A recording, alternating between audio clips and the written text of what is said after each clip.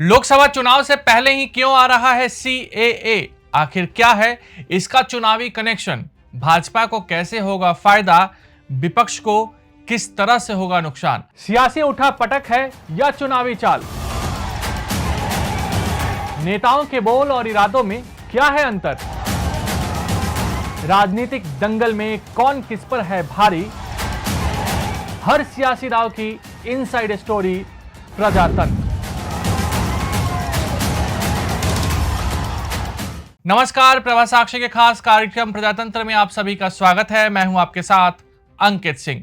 गृह मंत्रालय लोकसभा चुनाव से पहले नागरिकता संशोधन अधिनियम यानी कि सीएए 2019 नियमों को लागू कर सकता है। जानकारी के मुताबिक घोषणा आदर्श आचार संहिता लागू होने से पहले आने की संभावना है। केंद्र के इस संकेत के बीच कि असम और बंगाल में सियासत तेज हो गई है। दावा किया जा रहा है कि कई जगहों पर प्रदर्शन शुरू करने की भी तैयारी है। देश में 2019-2020 में इस अधिनियम के खिलाफ कुछ सबसे उग्र विरोध प्रदर्शन देखे गए थे। असम में 16 भाजपा विरोधी दलों के नेताओं ने राष्ट्रपति द्रौपदी मुर्मू के लिए एक ज्ञापन के साथ राज्यपाल से मुलाकात की और केंद्र से सीएए को लागू करने से रोकने का आग्रह किया। वहीं बंगाल में ममता बनर्जी पहले ही कह चुकी है कि जब तक वह जीवित हैं, राज्य में सीएए को लागू नहीं होने देंगे। क्या है सीएए? नागरिकता संशोधन कानून 2019 से पाकिस्तान, बांग्लादेश और अफगानिस्तान में धार्मिक उत्पीड़न के आधार पर पलायन कर भारत आए हिंदू, सिख, जैन, बौद्ध, पारसी और ईसाई विदेशियों के लिए प्रासंगिक है। इसका उद्देश्य सताए गए गैर मुस्लिम प्रवासियों को भारतीय नागरिकता प्रदान करना है, जिनमें हिंदू, सिख, जैन, बौद्ध, पारसी और ईसाई शामिल हैं, जो बांग्लादेश, पाकिस्तान और अफगानिस्तान से चले गए और 31 दिसंबर 2014 से पहले भारत आए। नागरिकता कानून में हुए संशोधन का किसी भी भारतीय नागरिक के साथ किसी भी तरह से कोई लेना देना नहीं है। संसद ने दिसंबर 2019 में संबंधित विधेयक को मंजूरी भी दी और बाद में राष्ट्रपति की मंजूरी मिलने के बाद इसके विरोध में देश के कुछ हिस्सों में बड़े पैमाने पर प्रदर्शन हुए थे।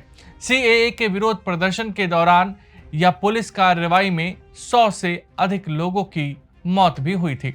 भाजपा की रणनीति। केंद्रीय गृह मंत्री अमित शाह ने कहा था कि सीएए के कार्यान्वयन को रोका नहीं जा सकता क्योंकि यह देश का कानून है। शाह ने इस बात पर जोर दिया था कि भाजपा सीएए को लागू करने के लिए पूरी तरीके से प्रतिबद्ध है। भाजपा नेता लगातार सीएए को लागू करने का दम भरते हैं। हालांकि बड़ा सवाल यही उठ रहा है कि 2019 में जो कानून पास किया गया था उसे लगभग 4.5 साल के बाद लोकसभा चुनाव से ठीक पहले लागू करने की बात क्यों कही जा रही है? इसका मतलब साफ है कि सीएए का चुनावी कनेक्शन जरूर है। दरअसल भाजपा लोकसभा चुनाव में अपने दम पर 370 सीटें जीतने का लक्ष्य लेकर चल रही है। इस कारण भाजपा की ओर से राम मंदिर, सीएए और यूसीसी जैसे भावनात्मक मुद्दे उठाए जा रहे हैं। सीएए के जरिए भाजपा पूर्वोत्तर की राजनीति को साधने की कोशिश कर रही है। बंगाल में इसका सीधा असर भी हो सकता है। बंगाल की 7 लोकसभा सीटों पर मतुआ समुदाय निर्णायक भूमिका में होते हैं। सीएए के लागू होने के बाद मतुआ समुदाय को भी भारत की नागरिकता मिल सकेगी। ऐसे में इनका पूरा वोट बीजेपी के साथ हो सकता है। इसके अलावा भाजपा पूरी तरीके से सीएए के जरिए ध्रुवीकरण का माहौल क्रिएट करने की कोशिश करेगी। इससे जातियों में उलझा हिंदू वोट एक मुश्त तरीके से भाजपा के खाते में आ सकता है। सीएए का सबसे ज्यादा विरोध मुसलमानों के द्वारा ही किया जाता रहा है। सीएए के जरिए भाजपा चुनाव के दौरान हिंदुत्व की वह पिच तैयार करने की कोशिश में है जिस पर पार्टी चौके छक्के लगा सके। लोकसभा चुनाव से पहले इसे लागू कर केंद्र की भाजपा सरकार यह मैसेज देने की कोशिश करेगी कि विपक्षी नेता मुसलमानों के साथ खड़े हैं और ऐसे में उसे हिंदुओं का वोट मिल सकेगा। विपक्ष के क्यों छोटे पसीने?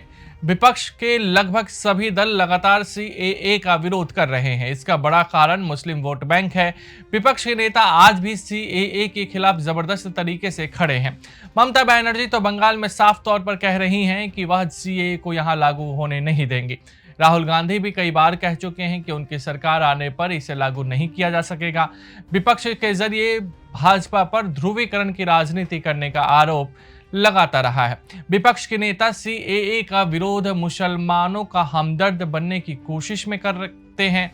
पश्चिम बंगाल, पश्चिमी उत्तर प्रदेश, असम, बिहार जैसे राज्यों में जहां मुस्लिम आबादी माइग्रेट करके ज्यादा आई है, वहां विपक्षी नेता लगातार मुस्लिम वोट बैंक को अपने पक्ष में रखना चाहते हैं। उन्हें लगता है कि अगर मुसलमानों का साथ छूटता है तो उनकी पार्टी की स्थिति और भी बुरी हो सकती है। पश्चिम बंगाल में ममता बनर्जी की राजनीति मुस्लिम वोट बैंक पर भी टिकी हुई है। अगर मुस्लिम वोट उनसे छिटकता है तो विधानसभा के चुनाव में भी इसका बड़ा नुकसान उन्हें हो सकता है। तो कुल मिलाकर देखें तो कहीं ना कहीं सीएए को लेकर जो राजनीतिक पारा है वो लगातार जारी है। ऐसे में आपको दो बयान मैं सुनाता हूं जो काफ़ी दिलचस्प है, काफ़ी इंटरेस्टिंग है और आपको पार्टियों का रुख साफ करने में काफ़ी मदद कर सकता है। पहले सुनिए कि आखिर अमित शाह ने सीएए को लेकर क्या कहा था और फिर टीएमसी ने इसका जवाब कैसे दिया था। आसाम की जनता ने भाजपा सरकार बना दी। आसाम की सरहदों से परिंदा भी पैर नहीं मार सकता। और बंगाल में सोशल मीडिया पर कोई रख रहा है कि अगर घुसपैठ कर आए हो और आधार कार्ड चाहिए, वोटर कार्ड चाहिए तो इस नंबर पर संपर्क करिए। बंगाल पुलिस चुप। मुझे बताओ भाइयों बहनों, जिस राज्य में इतनी घुसपैठ होती हो वहां कभी विकास हो सकता है क्या? जोर से बोलो, हो सकता है? और इसीलिए ममता बनर्जी सीएए का विरोध कर रही है, सीएए कर नहीं दे।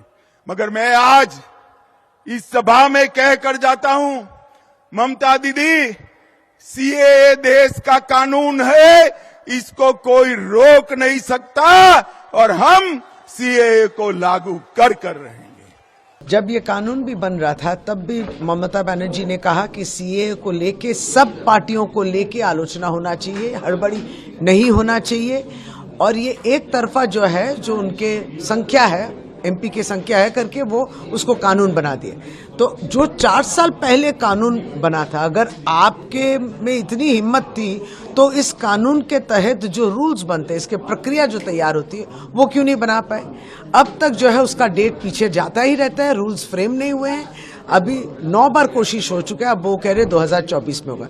ये केवल जिसको अंग्रेजी में कहते हैं ना, कैरेट इन द स्टिक, माने वो आपके सामने झुला के वो उसके द्वारा अगर कुछ वोट के दौरान कुछ वोट प्राप्त हो, कुछ सीट जीते, यही वो कोशिश है। लेकिन सच्चाई में इसको लागू करने के लिए जो अगर वो सचमुच उनकी कोई कोशिश होती है तो रूल्स बनाना पड़ता है, वो रूल्स अब तक नहीं बने।